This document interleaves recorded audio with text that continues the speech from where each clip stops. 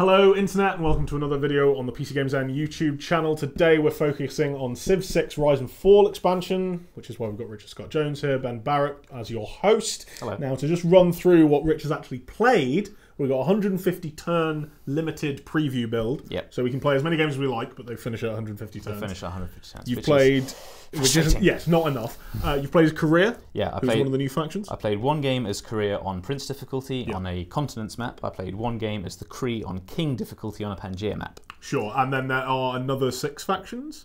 There are another 6 factions. There are another 7 different leaders because India gets a new leader. Not all of them are in the build. Some of them are yet to be revealed. Yeah, so we've played a little bit of it. We're pretty impressed so far, and we're going to go through what we think of each of the new features and that sort of thing. So we're going to kick it off with Golden Ages. Now these are effectively your Civ gets super powerful for an era. Why and how? What do you think of it? Well, I mean, these are tracked right from the start of the game. You will earn era score by completing certain historic achievements. By doing stuff. By doing stuff, yeah. And in that sense, they're a little bit more passive than they were in Civ 5. We'll get to that in a minute. As you achieve things by clearing barbarian encampments or discovering other civs, that earns era score, which is tracked in a nice little wheel behind the compass in the bottom right, nice little UI element. So you'll know if you've hit the threshold to clear a Dark Age, and then the threshold above that is to trigger a Golden Age. After the first transition into a new historical period, after the entire world transitions from ancient to classical, you get to pick a dedication for a second source of era score. And the dedication is basically like a strategic outlook for your Civ. So, for example, when I was playing as Career, I knew I wanted the science victory, so I picked the, I think it's the Free Inquiry dedication, which gives you bonus era score whenever you build a scientific building or trigger a Eureka moment. Okay, sweet. So, I mean, that's going to give you quite a big bonus, but at that point, you know, you're not going to be clearing out barbarian encampments as much. You're certainly not going to be meeting civs because you probably met them all or most of them. So as all the ancient era sources of era score start to dry up, you get the dedication to compensate for that. Like I say, it's a sort of a more passive, more incidental source of Golden Ages than there used to be in Civ 5. In Civ 5, Golden Ages were triggered by reaching thresholds of happiness, and you could build towards that by focusing on happiness buildings, by keeping your empire nice and compact, because sprawling militaristic ones tended to be less happy. And then that was like an adjunct to a strategy where you'd shoot for certain wonders, or you'd shoot for a scientific or a cultural victory. This time round, they feel like they do feel more momentous. They definitely have a bigger impact on the game, but they are things that you do. They are things that you trigger for just doing stuff generally that you'd be doing anyway. And like in dedication, in the case of a dedication, I'd be shooting for a science victory, so I'd be doing all that stuff anyway. So they're less conscious things that you shoot for, and more things that just sort of happen sort of in the background. And this also, presumably, and in the case of your games, make them pretty easy to achieve, because it's just stuff you want to do anyway, making your empire more powerful. That's actually true. I did notice that, so I had no trouble avoiding a Dark Age as Career. I had no trouble triggering a Golden Age in the next era transition. I had no trouble triggering one as the Cree, even though that was on King difficulty, so slightly harder. And I did see during one era transition as the Cree, almost every AI player that I was against, apart from 1 or 2, also managed to trigger a Golden Age. You get told who gets a Golden Age when eras transition. A few caveats to apply to that. 150 turns is a short length for the build. Firaxis have said that successive Golden Ages will get harder and harder to trigger, and I think that militaristic civs might also have a harder time, because I did go to war against Chandragupta as Career, and I noticed that killing his units and taking his cities didn't award era score. No, it was just for finishing the war. Yeah, just for finishing the war. You get a little drop when you eliminate an opponent. But that's not even a huge bonus. It's just that's +4, which is about as much as you get from building a wonder, which is significant impact on the game, but not like not for all the investment of that warfare. So yeah, it might be harder to trigger Golden Ages than we have seen so far in our build, because they'll get harder and because conquering civs will struggle. But yeah, in that they are a thing that you engage with right from the start, and they feel quite meaty. A promising addition to the game, but we need to wait a little while to see how they're balanced. Okay, then there's governors. What do these do? So these are an idea sort of cribbed slightly perhaps from the Endless games. They are special characters that you'll assign to a city. They'll take a little while, a few turns, to sort of establish themselves in that city and for their effects to start coming on stream. And again, like Golden Ages, they'll be tracked from the beginning, or they'll provoke decisions for you to make right from the beginning, and I really like the decisions that they ask you to make.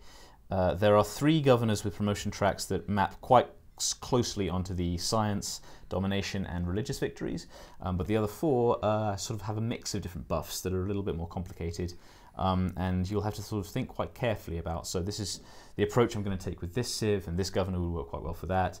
An example, as the Cree. The Cree have, their bonuses are more nuanced than Korea's, which are just straight science, right? And I knew that as the Cree, I'd be focusing on trade routes and building enhanced alliances, which are another new feature. Because the Cree's bonuses, one is shared visibility from trade routes and bonus food for the Cree for trade routes. Generally, they're more friendly. They're one of the kind of built around this enhanced alliances idea, right? Like they're exactly to show that off. Exactly, yeah. So I knew I'd be doing that, and because of that, I spent all of my stacked up promotions from the Renaissance era on Reign of the Financier. And that turned out to be a pretty good move because of all the money that I was bringing in through my trade routes. The Financier lets me, with her final promotion, lets me buy city districts outright. So I had a great way to sort of spend, so because of that ability, I had a great place to put all that money to sort of power level my cities and bring them up quite quickly. So that was good fun. And yeah, so I think in that respect, governors so far are proving to be a pretty meaningful and interesting new addition to the game. You mentioned enhanced alliances. How are they? Good, bad, medium? I think they'll be one of these features that's a little bit too early to tell. Okay. So the idea with enhanced alliances is that there are 5 different kinds of enhanced alliance, each providing different yields and benefits, and those benefits will change as the alliance levels up, which it will do over time. I did manage to get a couple of these on stream as the Cree. I got a research alliance and a cultural alliance up, and I refreshed both of them once, but I still didn't see the level 2 bonuses come online. So yeah, that's one where the full usefulness and impact is going to take a little while for us to really figure out, but in that they are, you know, a deeper, more interesting form of the alliance system that we saw in the base game, it should make diplomacy more interesting. Speaking of allegiance, city loyalty, see what I did there? City loyalty is changing. Yeah, thank you very much. They can now just be like, nah, see you, mate. I'm going to go hang out with these guys. Yeah, pretty much. So, I mean, we've seen city flipping before, most recently in Civ 5, where they... All the way back to Civ 3, I think, was the first time I saw it. Okay. Yeah, so yeah, it's been in the game for a while, and the fact it wasn't in Civ 6 was fairly interesting as a decision. Yeah, but it's... and I like the way that they sort of revised it this time. In Civ 5, we saw cities flip directly from one player to the other. And you could see, it could happen to cities right in the center of an empire that could be really, really powerful. And it wasn't always, well, there are lots of reasons to like or dislike it. This time around, city loyalty is a brand new brand new value that's going to be tracked. And if the loyalty declines too much, then to 0 out of 100, then then a city will declare its independence and become a free city. And from that point on, other players can sort of influence it themselves to bring it into their empire, or can just take it through force of arms because it's independent, right? No one's going to declare war on you for that. Yeah. And I did see this happen with Utrecht, a Dutch city that was founded on my continent in my Korea game. Proximity is the main thing, right? Yeah. So it was founded a long way away from their own home, and it immediately started getting influenced by the Indians, and it flipped and turned independent. You'll be able to see the impact of the distance from your own empire, by the way, when you're considering a settlement site with a settler. It's handy. It's part of the UI. Yeah, there's a handy UI pop-up that says, you know, a city here will be -8, -15, -20 per turn. So again, choices. Your own civ is more influential during a golden age, and other cities are more vulnerable to being flipped in a dark age. And there's a governor who you can put in a city. Any governor will bolster a city's loyalty, but there is one governor who gets a promotion that can exert her own influence more profoundly on another city. So you can kind of find one that's near enough to your capital where it isn't a problem, but it's also close to your enemies, and then you can plop her in there and start using this system to and you can start pushing and trying to flip other cities. Again, we need more than 150 turns to assess sounds the like full that's a impact very of long this. term system, right? Yeah, it's sort of like trying to govern the entire war system out of 150 turns. Yeah, you don't really know. And like, unlike in Civ 5, where I think it would be very, very surprising if it's possible to use this system to flip a major city in the heart of another empire, like you sometimes could in Civ 5. It'll be interesting to see how a compact, tall Civ with successive golden ages is able to influence a neighbouring Civ that's wide and militaristic and which might occasionally stumble into a dark age. That's going to be the acid test of how impactful this system is. If I'm rightly, the last thing is emergencies, but these are pretty much late game, someone's going to win the game type deals, which you won't have got to. Yeah, that's basically it. So emergencies are the last of the sort of big ticket systems in Rise and Fall that I unfortunately didn't get to see in 150 turns. We'll be looking to encounter them hopefully on stream. We'll see if we can engineer a scenario where they might occur. But yeah, they're one of the things I'm really looking forward to. They are triggered by sort of late game events that the entire world will have to sort of sit around a table and say, how do we respond to this? Like the first launch of a nuclear weapon, or someone's holy city being flipped to a different religion. So yeah, we can't say anything yet about how these will work or play out, but they look really cool. But it looks cool. It seems like a few of these we kind of need not more than 150 turns to look at. That's why it's a preview, everyone, rather than a review. It is coming out in the next couple of weeks. February 10th. There you go.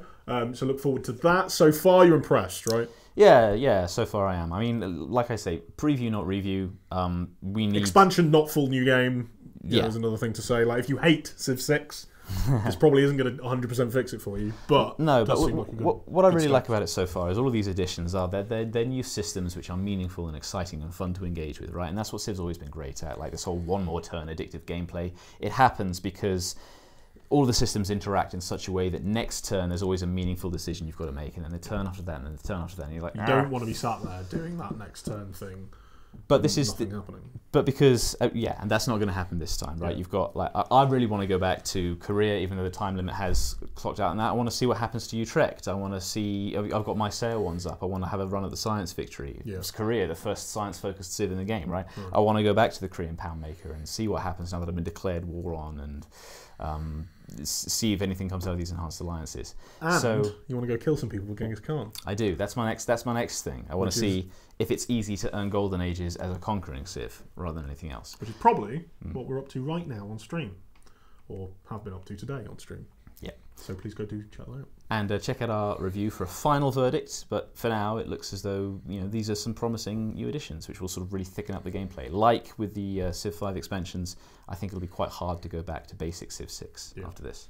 Don't know when the review will be coming up. Sometime around launch day, hopefully before. Thanks very much for joining us. Please do help the channel for more. Do check us out on YouTube, Twitch, and Facebook, where we'll be streaming Civ 6 all week. Rise and Fall. Need to keep saying Rise and Fall. Yeah. All week, and no doubt we'll have some more of that heading into launch, and possibly even afterwards, depending on how easy it is to drag Rich away from it. Thanks very much for joining us. We'll see you next time. Take care.